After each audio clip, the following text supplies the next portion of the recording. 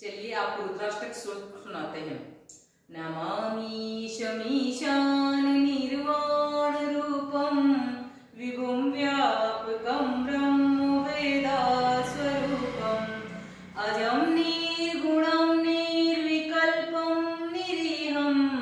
चिदाकाशमाकाशवासं भजेऽहं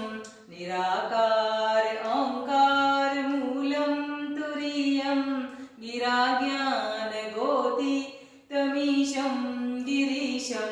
करालं महाकाल कालं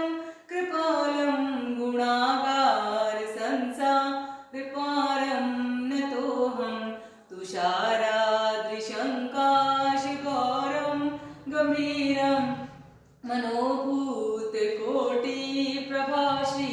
शरीरं पूरन्नमौलिकलोलिन चारुगङ्गा लसद्भाले हिन्दुकण्ठे भुजङ्गा चलत्कुण्डलं शुभ्रनेत्रं विशालं प्रसन्नाननं नीलकण्ठं दयालं मृगाधीशचर्माम्बरं मण्डमालं प्रियं शङ्करं सर्वनाथं भजामि प्रचण्डं प्रकष्टं प्रगल्भं परेशम् अखण्डम् अजं भानुकोटि प्रकाशं त्रयः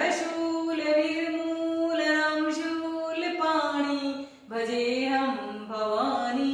पतितभावगम्यं कलातीत कल्याण कल्पान्तकारी सदा सज्जनानन्ददाता पुरारी चिदानन्द संदोह मोह पहारी प्रसीद